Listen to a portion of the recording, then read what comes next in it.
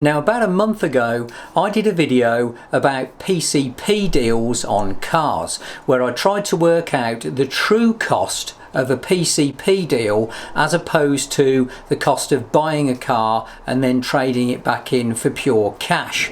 And I found some pretty interesting and quite startling results about just how much more you pay for a car when you buy it using the PCP system, especially when you come to trade that car back in again. Now, and that equates to 15% of the purchase price of the car. We very quickly established that we are paying over £10,000 in interest on this PCP deal. Now, the reason I did that video was because PCP deals were making headline news here in the UK because banks were becoming increasingly worried about the amount of money people are borrowing on PCP to buy cars that they couldn't normally afford to own. Now, at the end of that video I said I would go out and look for some cars that are reasonably priced, that are far more affordable, that are still fun and exciting to drive but don't necessarily need a big PCP contract in order to get them. What is a reasonable price for a car? Now, to establish a benchmark for that, I decided to look at the most popular car currently on sale here in the UK, which is the Ford Fiesta. And when I looked on the internet, the best price I could find for a brand new Ford Fiesta of the most basic model was around £15,000. So that's my benchmark to find a car priced below the price of that basic Ford Fiesta.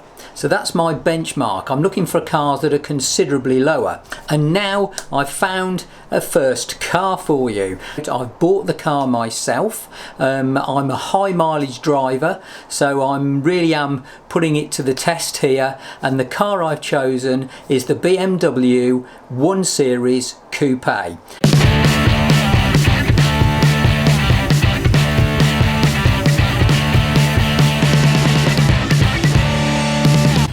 Now, this particular model I've gone for is a diesel one. The petrol one would be far more fun to drive, but the diesel for me is the one because of the high mileage. The rest of the car would be exactly the same. So this is the video log of owning this car and putting over 12,000 miles on the car in less than 5 months. It's a lovely morning for collecting a car, and I'm on my way to go and collect a new, well, it's not a new, it's a very old BMW 1 Series Coupe, which I'm going to use for work. I found this one at an absolutely bargain price. It's only got 40,000 miles on the clock and it drives really well. Nice little car, so I'm on my way to pick it up this morning. It's always fun to go and collect another car. There we go, there it is. 1 Series BMW Coupe, now a 2 Series, picked up for a fraction of the price that it was when it was new, and it's a pretty nice car. So this is the kind of thing that you can get for your money. So this is a 6-year-old, admittedly, BMW 1 Series, but it's only done 40,000 miles from new, and it only cost me 1/3 of the price I paid for my second-hand 3-year-old BMW X3. And as you can see, it's in absolutely mint condition. Okay, just take a quick look inside it, show you what I got. So what's interesting here is the if you look at the side of the handles here, you're probably not getting this on the actual video because it's probably not too clear, but these are actually white to match the white exterior paintwork. Same as the steering wheel. These sections here are all in white to match the white paintwork, and they're all absolutely mint. This section here again in white sections here to match the colour of the body of the car. Now inside is pretty basic, as you can see. But I like basic. In this instance, basic is absolutely fine. The quality of the build on the interior as well, really good. This is not plastic. This is that sort of soft material that I'm not sure exactly what they use now, BMW, but it's the same as my top-end X3. Seating position and the setup of this car is literally like a sports car. And the seats, again, really nice. Cloth seats, Recaro sports type seats with the white finish and the white stitching on the interior. Really nice little car.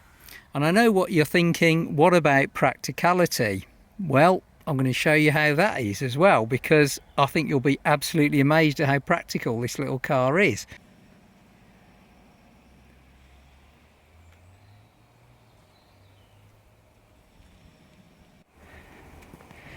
So here is a 42-inch screen, 42 inches in size, being completely and easily swallowed up by, look at that, by the little 1 Series. There it is.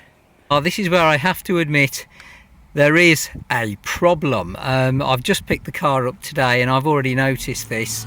So what happens is when you fire the car up, as you can see, even though I put the seatbelt on, I'm going to put the seatbelt on now, the seatbelt warning light remains on. So there is clearly a problem here, the car, which needs to be fixed, but the dealer is fully aware of it. I've phoned him and told him. He said, yeah, bring it in and we'll fix all that. That'll all be put right. So I'm going to run it now. I've now got a journey that's going to be over 250 miles. We're going to get straight off and we're going to see how it goes. I've clocked up about 100 miles in it now, and here's the interesting thing. We're currently on the motorway. I'm cruising at 70 miles an hour, and notice how quiet it is. It really is really nice. It's a fantastic cruising car, and I'm doing 70 miles an hour and under 2,000 revs, and it's just ticking along beautifully. It's hard to believe that this is a entry-level BMW, really. I've had the car 2 days now. I've done almost 300 miles and I've got a very interesting update, because that error with the seatbelt light fault, has now fixed itself. Nobody's touched the car, nothing's happened. Literally, as you see, the light's now gone out when I plug the seatbelt in, and I believe the reason it's fixed itself is simply because I'm now driving the car on a daily basis. And the reason that these gremlins start is because the cars are literally sat doing nothing all day, the batteries are depleting, and it was just like the problem I had with my Lotus when that came up with an error as well, because it was it's been standing all the time. So there you go, problem solved, car running, and I haven't had to do anything other than just drive the car.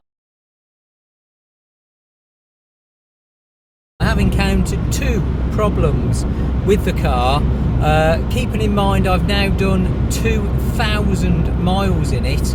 I've had it just 2 weeks, so I'm really racking up the miles, and the 2 problems are, number 1, the driver's side seat doesn't fold forwards. The lever that you pull doesn't work to fold the seat forwards.